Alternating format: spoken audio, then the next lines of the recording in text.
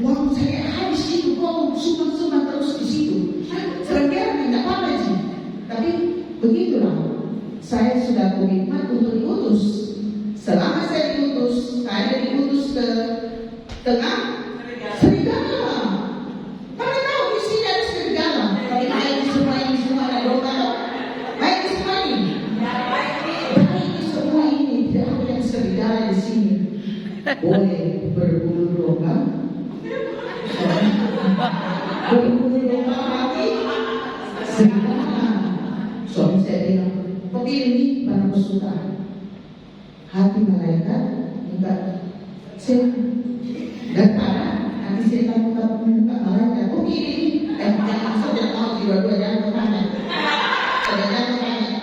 Dia bilang saya lebih baik dia muka setan tapi hatinya malaikat.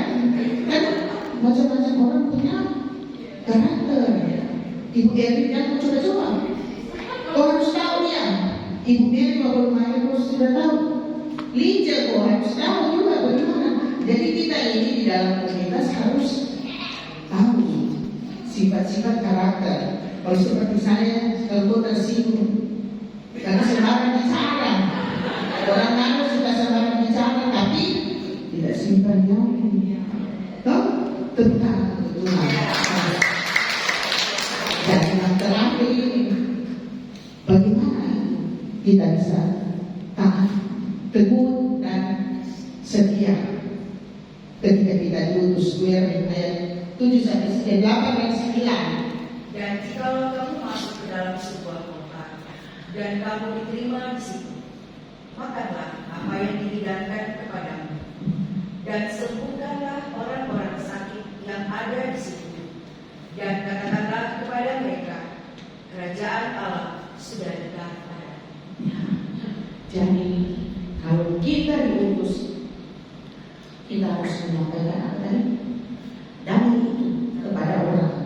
Kita diutus untuk menjadi pembawa damai, walaupun di dalam kegelapan jadilah terang. Seperti tadi, jadilah menjadi seperti anak domba. Bagaimana anak domba itu?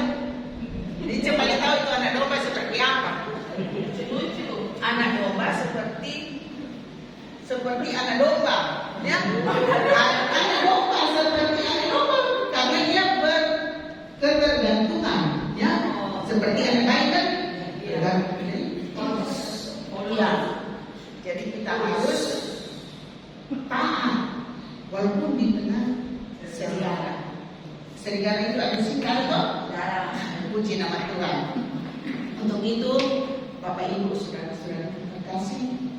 Marilah kita menjadi anak seperti anak domba yang setia dan taat, mengandalkan Tuhan di dalam segala hal. Amin. Tuhan Yesus memberkati.